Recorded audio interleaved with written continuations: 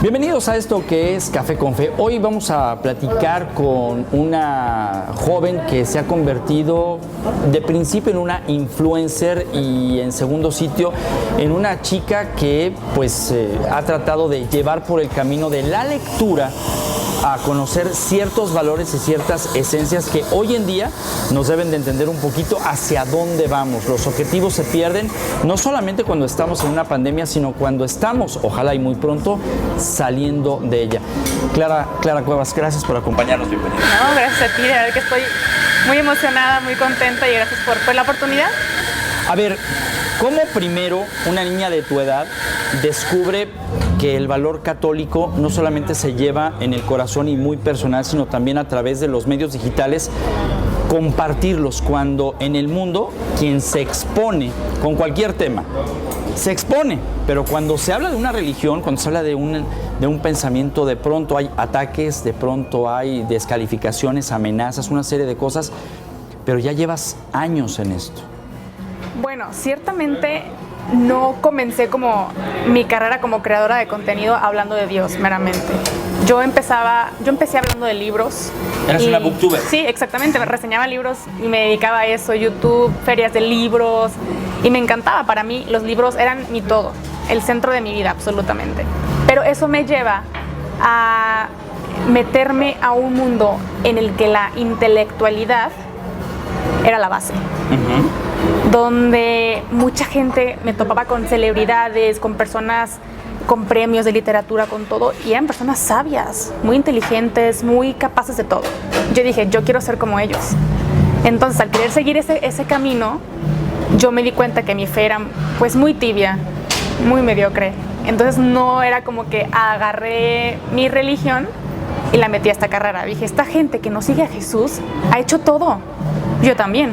Digo, Dios está ahí en su lugar, no pasa nada, lo puedo saludar de vez en cuando, pero esta gente que no cree en nada, les está yendo súper bien. Entonces, agarré más ese camino hacia la intelectualidad o la soberbia intelectual, que yo le llamo, me gusta decirle. Y ya está. Ahí fue cuando me desfasé un poquito y me empecé a meter con gente que decía que la religión era para gente pues fanática, que la religión no servía para nada, el opio del pueblo, o sea, con muchos conceptos que yo decía, claro, tienen razón, porque gente que yo conocía religiosa o eran dos extremos, o muy intelectuales, o gente que de repente seguía la religión, que era la mayoría, que es la mayoría. Entonces yo dije, yo no quiero ser como ellos, y tampoco me interesa ser súper religiosa. Fanática. Exactamente. Entonces me empecé a ir por este caminito y hubo un punto en el que dije, no, me empecé a topar con gente que realmente estudiaba la fe, amaba la religión católica, pero no tenía ni un pelo de tontos.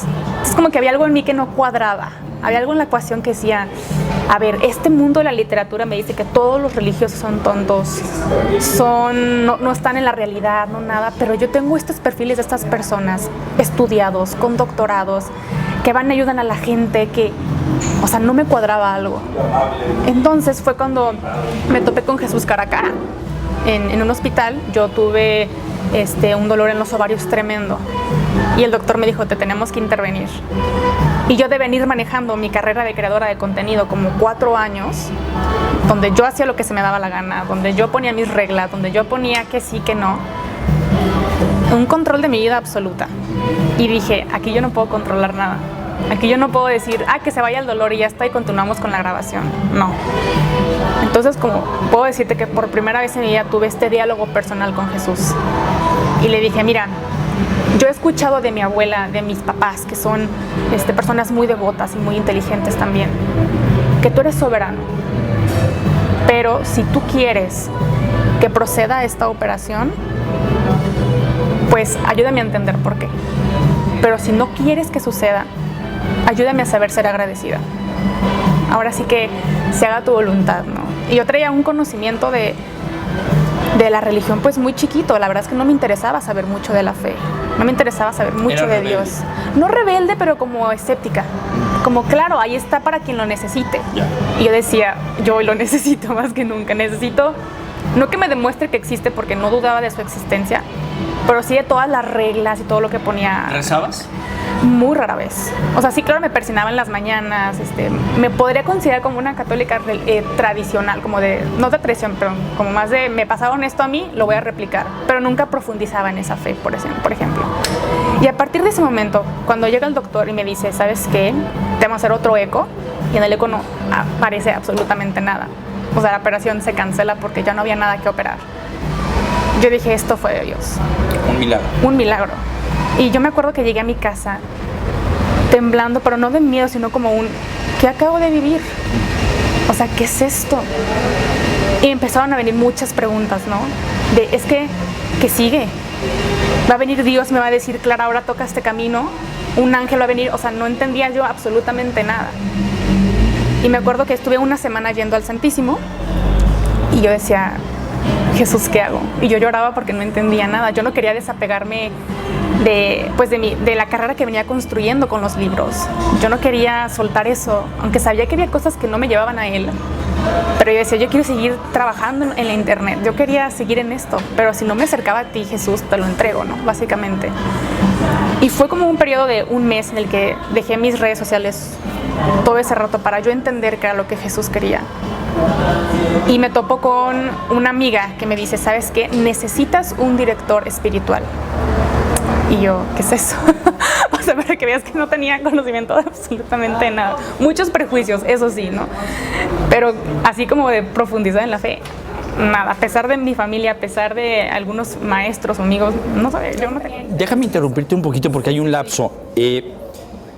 Vas al Santísimo una semana, preguntas, dejas las redes sociales y los amigos, la familia, ese entorno que también formaba parte de ti, te cuestionaba, les platicaste, oigan, ya no tengo nada, ¿cómo lo tomaron? Porque al final del día compartir algo que no tiene una explicación científica, pero sí religiosamente empatada con algo que viene de arriba, ¿te provocó también un conflicto? Sí, digo, te puedo decir que mi círculo de amigos en ese momento no era nada religioso, y mucho menos con creadores de contenido igual. Sí. Gente de YouTube, de Instagram, como te mencioné, Dios es nada para ellos. Entonces me ven sin subir nada a Instagram y a YouTube como un mes y me empiezan a hablar por teléfono, porque yo era de que todos los días ahí me veía reportando lo que sucedía en mi vida, ¿no? Y me marca por teléfono uno, oye Clara, ¿qué pasó? ¿Estás bien? ¿Necesitas algo? Le digo, ¿sabes qué? Pero yo tenía tanta paz en mi corazón y dije, es que Dios me sanó. O sea, ni siquiera lo pensé, lo dije, Dios me sanó. Y a lo mejor yo sé que tú no crees en esto, pero yo viví esto y le conté todo, ¿no? Y la reacción para muchos fue la misma. Fue como mira, sí, yo sé que hay un universo, o sea, como una desviación de términos. Sí, claro, yo sé que existen las energías, no sé qué. Yo, no, fue Dios. O sea, ¿cómo te explico que yo vi esto y yo lo viví? Y me dijo, no, sí, claro, no, pero qué bueno que estás bien. O sea, como por mi lado, ¿no? Mira, me da gusto que estés feliz. La perdimos. Sí. No, fue como se le va a pasar. Ajá. Pero qué bueno que estás bien, sí. Porque te conocemos, tú no eres así, o sea, regresarás. Sí, o sea, se te va a quitar la emoción como se te quita cuando ves un juguete nuevo, fue? ¿No? 2 años y medio. 2 años y medio. Ya casi 3. Entonces, mi primera reacción fue empezar a ver mis redes sociales y dije, tengo que borrar pues mis cuentas de Twitter, que no, obviamente yo hablaba mal de la iglesia y yo hacía muchas cosas que hoy en día puedo decir, es que no sabía. ¿Te arrepientes? Claro, me arrepiento y por ejemplo, muchas de mis cuentas como YouTube o Twitter en ese momento eran como mi todo. Eran los libros y luego mis cuentas. Y dije, siento que en este momento Dios me está llamando a algo más. Y las borré todas. Y yo sufrí. Mucha gente puede decir, ay, bueno, una cuenta. Bueno, hay gente que puede ser que Dios te pide un novio, que le entregues ese novio, que le entregues ese trabajo. Para mí era como, pues tenía 4 años trabajando en esto. Era mi pequeño imperio, así le llamaban, ¿no? Yo estoy construyendo mi imperio, no me lo quites. Pero sentía paz al entregar esto. Entonces mucha gente me decía, ¿por qué? Toda tu carrera universitaria te la pasaste trabajando en esto, todos tus proyectos fueron esto. ¿Qué pasó? Y la verdad es que nunca sentí el miedo de decir, se acabó. Ya se acabó Clara, la que hacía contenido en internet. Y también dije, necesito respuestas. Antes de saber qué va a continuar, necesito respuestas. Y fue cuando me llega a mi vida mi director espiritual. Yo llegué y le conté todo. le dije, Padre, estoy segura que Dios existe porque hizo esto en mi vida. Y yo antes estaba en esto, pero puedo decir que hay un antes y un después de Dios y de Jesús. O sea, hay un antes y un después. Y de repente me dice, a ver, pero ¿en qué te puedo ayudar? Y le dije, Padre, yo no quiero estar dentro de una iglesia que es machista, que es millonaria, que no ayuda a la gente. O sea, todos los prejuicios que tú llegas a escuchar en muchas conversaciones, a mí me agobiaban. Yo decía, yo no quiero que la gente me asocie con esto. Y el Padre muy, muy paciente, muy tranquilo, muy lindo. A ver, ¿pero por qué piensas que es machista?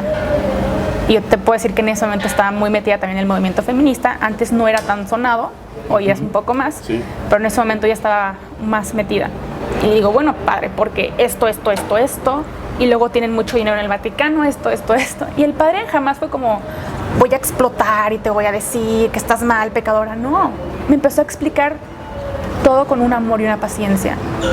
O sea, para mí fue como un confrontamiento de amor, de que, a ver, Clara, te voy a explicar. Y yo pensaba que me iba a decir, es que Dios lo dice y ya está, como la mayoría de gente suele responder. No, me empezó a dar respuestas integrales, desde la sociología, bíblicos, teológicos, políticos, históricos. Y yo dije, Dios mío, la gente de la iglesia sí sabe.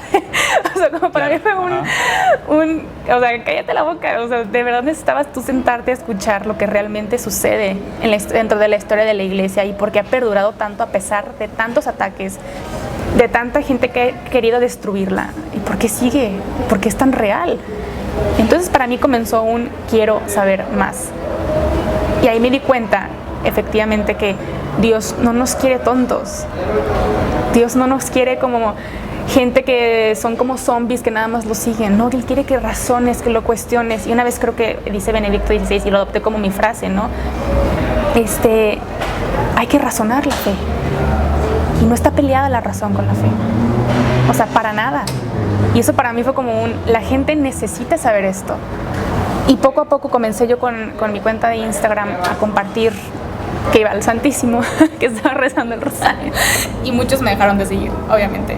Fue que yo no quiero seguir a la niña. ¿Qué sentías? Porque normalmente tus ganancias eran los likes, los seguidores, y eran días en donde pues acumulabas esas ganancias. Claro, habías ganado mucho en el espíritu y esa ganancia empezaba a tener también su fruto, pero también en la parte humana, mundana, podemos decirlo así, empezaste a tener pérdidas. Sí, totalmente. Mucha gente me dejó de seguir. Yo también tuve que bloquear a muchas personas. O sea, por te atacaron. Al principio no fue un ataque directo. Primero sí fue como Clara, pero ¿por qué promueves esto si esto es de transfóbicos, esto es de homofóbicos, esto es de tal? Y yo como decía, es que ahora que yo puedo entender muchas cosas, puedo entender por qué la gente piensa así, porque no se ha sentado a escuchar y tampoco alguien les ha querido explicar con amor. Esa puede ser otra. Entonces dije, no me voy a pelear con gente en internet porque pues efectivamente no los puedo convencer, no los conozco. Pero sí, o sea, me bajaron como 4,000, 5,000 seguidores, en YouTube lo mismo. Pero ya no estaba yo como con esa necesidad de que necesito adaptarme yo al mundo para que el mundo vea que estoy en tendencia y que me sigan. Porque dije, no tengo nada que decirles que les voy a cambiar la vida, ¿no? Como, ay, tengo la fórmula secreta para ser la más guapa, no. Pero mucha gente que antes me seguía me decía, Clara, yo también creo en Dios. Y me da gusto ver a alguien en internet que está hablando de Dios porque no es muy común. Y empezaban a preguntar cosas. Clara, ¿qué haces cuando tus amigos te atacan? Clara, ¿qué haces cuando esto? Y yo lo primero que les decía es como es que sé en dónde estoy parada, en la roca firme. Y cualquier pregunta que me hagan, aunque yo no sepa la respuesta, sé que la puedo investigar dentro de la iglesia y haber una respuesta integral, como me la dio aquel sacerdote una vez. Entonces, que no te dé miedo si alguien te ataca tal y tal y tal. Obviamente los números se estancaron un buen rato. Y de repente empezó a incrementar. Páginas católicas me empezaban a seguir, pero nunca fue mi plan como, ay, ya voy a empezar a hablar de Dios en redes sociales. No, de hecho no sigo yo como un cronograma de lunes rosario, martes el evangelio, no. Simplemente comparto lo que yo voy descubriendo de la mano de mi director espiritual. Y comparto esto, mis dudas generales, ¿no? De que, ¿qué onda con lo que pasó en el Vaticano? Vamos a sentarnos, antes de alarmarnos, vamos a sentarnos a platicar. Porque todo actúa para bien, claro. Todo lo maneja el Espíritu Santo. Entonces es como claro que se puede analizar, claro que se puede pensar. Y Dios no te va a castigar, como dicen, ¿no? Por por preguntarle al sacerdote. O sea, al contrario, el que más pregunta más se acerca a la verdad, y la verdad es Jesús.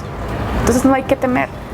Y mucha gente empezaba a llegar a la cuenta porque me recomendaban otras páginas católicas con muchos seguidores, y como que no les cuadraba la fórmula, ¿no? De que, oye, pero hablas de libros, pero también hablas de Dios, pero hablas más de Dios que de libros, y no separas la idea. Simplemente es como leamos, cuestionemos lo que leemos, pero que nos lleve a Jesús. ¿Por qué existe todavía en el imaginario colectivo el decir, juzgo un libro por su portada? ¿Y por qué la Biblia no tiene una portada? Es curioso, ¿eh? Fíjate que no me había detenido a pensarlo. Cuando yo estaba en el mundo de los libros, más metida, si era como, no, la portada tiene que ser algo muy bonito porque es el diseño editorial, porque es tu imagen, es la imagen del libro, del autor, es lo que vende, ¿no? Pero después te vas hacia otro lado y dices, la Biblia es el libro más vendido en mucho tiempo y el más traducido, y no tiene una portada llamativa, al menos que sea una Biblia para niños, ahí sí te puedo entender. Pero entonces, ¿qué es lo que está viendo la gente en la Biblia? Que se acerca a la Biblia y la adapta como su libro de cabecera. ¿Cuál es el tuyo? Mi libro de cabecera. Híjole, yo creo que ahorita estoy agarrando mucho las encíclicas. Okay. Me he dado cuenta que muchos sucesos que pasan hoy en el mundo se puede entender desde la razón por algo que escribió un papa hace 15 años, hace 10 años. Por ejemplo, ahorita estoy leyendo una encíclica de Benedicto, Caritas, no recuerdo el nombre, pero habla sobre esto de evangelizar con la caridad. O sea, decir la verdad con caridad. Y esto yo digo, wow. Durante este tiempo, ¿cómo ha sido, Clara, en su conversión, no solamente ideológica, sino también personal? Es decir, el hecho de que estés metida en tus cosas, redes sociales, libros, te ha alejado de lo que una chica de tu edad tiene como fiestas, bueno, estamos en medio de una pandemia, pero fiestas, reuniones, amistades, noviazgo. Podría decir que sí, pero la verdad es que nunca he sido como la más fiestera ni nada. Creo que por eso me metí más al mundo de los libros en su momento y me quedé más en las bibliotecas, en las ferias. Pero hoy puedo decir que a mí, yo me estoy dejando moldear por lo que Dios quiera de mi vida hoy. Si hoy no quiere un novio para mí, no pasa nada porque está preparando ese corazón, mi corazón, para algo más. Entonces, no me agobia tanto el hecho de perder amistades, porque nunca voy con el objetivo de que si no eres católico como yo, ya no somos amigos, no. Pero me da gusto que muchos amigos míos, tanto de la universidad, de la preparatoria o de trabajos viejos, se me acerquen y, oye, Clara, ¿qué opinas de esto? Esto que está sucediendo con el Papa, o esto que está sucediendo con tal sacerdote, ¿qué opinas? Como que esperan una respuesta polémica de que, oh, tienes razón, ¿no? Y en lugar de yo abrirles el diálogo, de que tú, ¿qué piensas? ¿Qué piensas del aborto? ¿Qué piensa el aborto? O sea, obviamente no. ¿Por qué te lo pregunto? Porque en redes sociales hay un gran debate en donde curiosamente hombres participamos con algún punto de vista cuando hay un sector de la población que dice que el tema del aborto solamente pudiera ser adoptado por las mujeres como parte de un diálogo o de el debate. Sin embargo, en este asunto hay el tema también moral, en donde se advierte, y el religioso, que no es lo mismo. Sin embargo, tú que lees libros, que estás más cerca de Dios y que eres mujer, debes de tener un punto de vista, porque seguramente el director espiritual y tú ya han abordado este tema. Claro. Primero que nada te comento, yo solía estar a favor del aborto cuando estaba en todo este mundo de los libros. Veía a toda esta gente intelectual decir, claro, un conjunto de células, claro, no tiene vida, claro, las mujeres, sus derechos. Y vuelvo a referente, ¿no? Ver a tales personajes decir esto era verdad, no se podían equivocar. Pero cuando pasa lo de los ovarios, yo puedo decir no. O sea, hay algo aquí que no me está cuadrando. Y en este mes, donde me desaparecí de redes sociales, justamente me senté a leer qué onda con el aborto. Pero no desde un punto de vista religioso, sino como qué onda con la ciencia, la sociología, la economía. O sea, de verdad me quería sentar a tratar de entender si verdaderamente era una solución o no lo era. Mi conclusión fue no lo es. El aborto solo es la punta del iceberg de todo un problema social que hay debajo. Y la gente lo quiere tapar con el aborto. Abortemos y ya se acaba todo. Se va a acabar la pobreza, se va a acabar el sufrimiento, las violaciones, y no. Justamente, ahorita que me preguntas esto, recién que ya había regresado a redes sociales, que aún estaba en los libros y no tanto metida, me invitan a un viaje a la Ciudad de México con muchos creadores de contenidos, todos con esta mentalidad de, pues, el aborto, LGBT, todo, ¿no? Y estábamos todos en un cuarto de hotel, y uno que ya sabía que yo ya estaba hablando más de Dios en mis redes sociales, o bueno, mínimo mostrando al Santísimo, o sea, algo así normal. Y nos estábamos hablando, no sé, del café. Y de repente se calla y me dice, Clara, ¿qué opinas del aborto? Y todos, de verdad, nadie está hablando de eso. Y en un mundo, en ese panorama, tú dirías, todos estamos a favor, ¿no? Y yo le dije, bueno, te puedo decir 3 puntos por el cual no estoy a favor. Y él me dice, si me hablas de Dios, te cancelo todo lo que me vayas a decir. Y en ese momento yo dije, mira, qué chistoso, yo no he estudiado qué dice la Biblia, sé que dice que no, pero no me he sentado a ver qué dice. Pero he estudiado a nivel económico, a nivel social, y a nivel psicológico y humano, ¿no? Y le empecé a decir todos estos puntos. Mira, ¿tú crees que nuestro sistema de salud va a dejar que las mujeres aborten de forma gratuita, segura e ilegal? Claro que no, se te van a morir, bla, bla, bla. Pero como conversación, ¿no?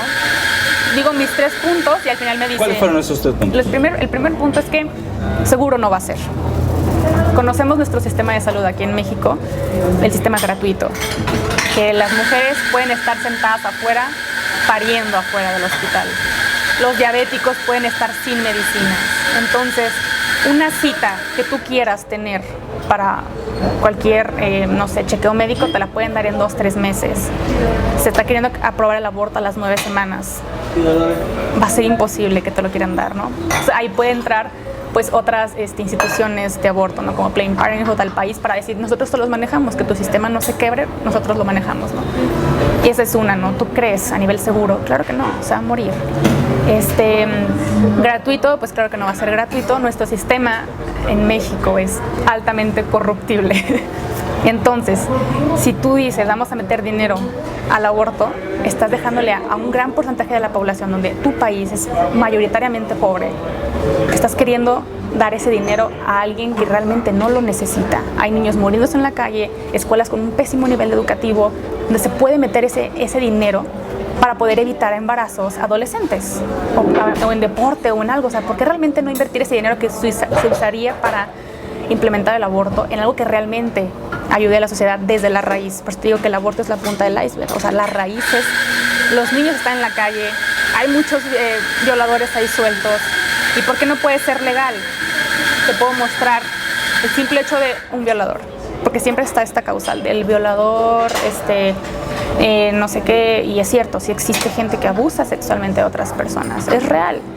Pero ¿qué pasa? Como no hay un castigo firme, estos violadores siguen abusando de niñas o de mujeres, porque saben que no le van a hacer nada, que nuestro sistema legal es una basura. No está protegida la gente que realmente necesita la protección.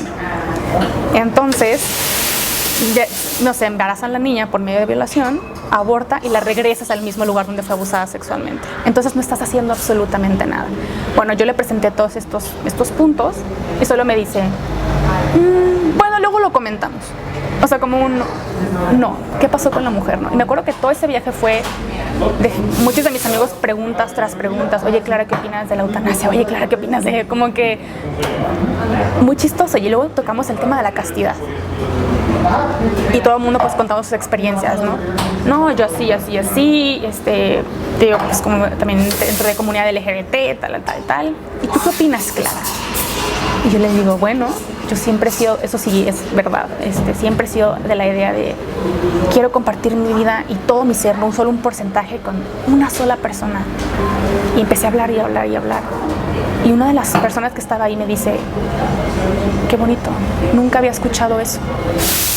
Y en ese momento me di cuenta cuánta falta hace que gente de mi edad, más chicos, pero con convicciones claras, sin miedo de decir, yo creo en esto, porque también lo he visto, he sido testigo y lo creo.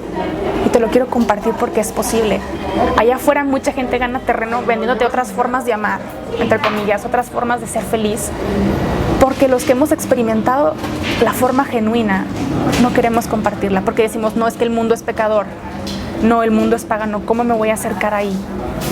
Al contrario, tenemos que acercarnos. No podemos lavar la ropa sucia si nada más vemos el cesto. Tenemos que acercarnos, conocer la tela, conocer las texturas. En otras palabras, lo que cree la gente hoy en día, lo que está viviendo hoy en día. Si no, no vamos a entender sus problemas. Y no podemos decirles que hay un Dios que entiende ese problema, pero quiere sanarte de raíz. Entonces, para mí esto fue como una señal de decir, hace falta. Pero no porque yo lo tenga que hacer, sino porque a mí Dios me tocó tanto mi corazón que no me lo puedo callar. Y sería como, creo yo, ¿no? Como una falta de respeto a lo que Dios quiere hacer en mi vida si yo nada más digo, bueno, es para mí y ya está, ¿no? Y como decía Juan Pablo II, la fe crece cuando se comparte.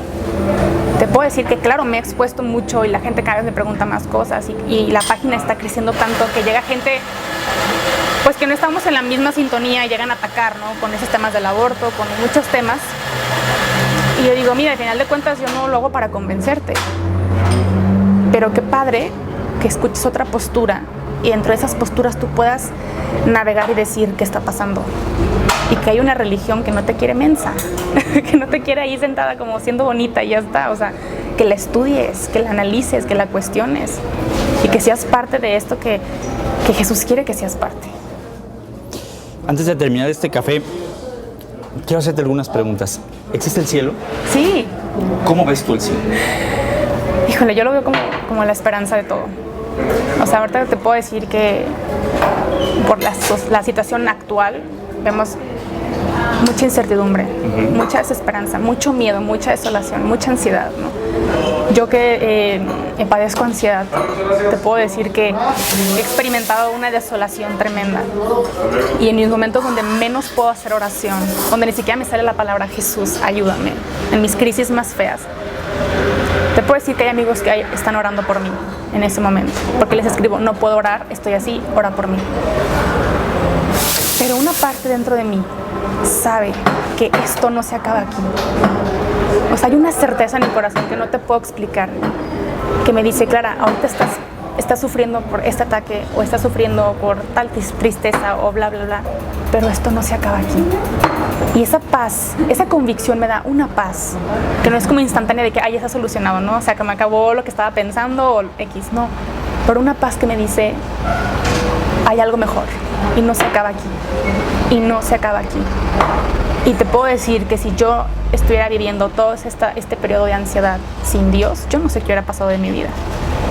O sea, porque me han llegado ataques tan feos y tan fuertes a mi cabeza, a mi corazón, que yo digo, no me imagino viviendo esto sin Jesús. Y no por decir efecto placebo, no. Hay una convicción que, en serio te lo repito, no te puedo explicar. Pero hay algo que me dice, hay algo más. Tu sufrimiento, cuando te mueras, se va a quedar aquí. ¿Qué opinión te da el hecho de que el año pasado Carlo Acutis haya sido pues nombrado de principio como alguien venerable y después beato? Un joven de nuestro tiempo que utilizaba las redes sociales. La santidad existe y vamos camino hacia ello. ¿A ti te gustaría ser como un Carlo Acutis? ¿Cómo llegó a ti esa noticia de alguien que con tu edad empezó a hacer muchas cosas en redes sociales muy similar a ti? Fíjate que para mí fue una llamada de atención. Mucha gente, bien hecho, era como, wow, un joven, wow, qué maravilloso. Siempre vemos a viejitos, a monjas o a sacerdotes, ¿no? Digo, qué alegría, ¿no? Que lleguen a ser santos. Pero para mí fue una llamada de atención. Porque todos los días, al estar en un medio que son las redes sociales, donde se presta a superficialidad, a banalidad, digo, soy una joven, soy una mujer, me encanta arreglarme, me encanta tomarme selfies. Fue una llamada de atención y para mí fue como un recuerda cuáles fueron tus orígenes, del por qué comenzaste esto. Carlo Acutis hacía esto de la página de los milagros eucarísticos, porque su fin era hablar de esto en el mundo, ¿no? Que no se te olvide cuáles son tus orígenes.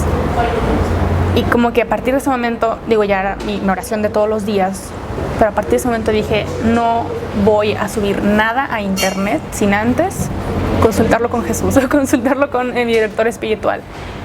Primero para que purifique mis intenciones, para que esto sea herramienta para lo que Él quiera, no para que yo recibir los aplausos, ¿no? Entonces fue como sí se puede, o sea, sí es posible, digo, ya todos tenemos redes sociales, internet, en algún momento pues también, si Dios quiere y seamos santos, pues ahí van a estar nuestras redes sociales, ¿no?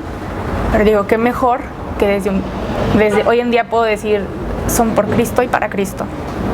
Pero sí fue una pausa. Fue como ¿qué tan importante es María en tu vida realmente? O sea, ¿qué tan importante la Eucaristía es? O sea, fue un rebobinar y vámonos a los orígenes. Empezamos por esto. No hay que irnos tanto por la vertiente. Esto es por Jesús y para Jesús. Entonces, me encantó. O sea, me encantó y creo que a mucha gente le motivó el hecho de que un muchachito que fue 15, 18 años en este papel de... Y lo más increíble es que los hermanos de él fueron testigos de ver a su hermano beato. Clara, te aprecio muchísimo que nos hayas acompañado en este café y sobre todo que le hayas ayudado a muchos a entender varios temas.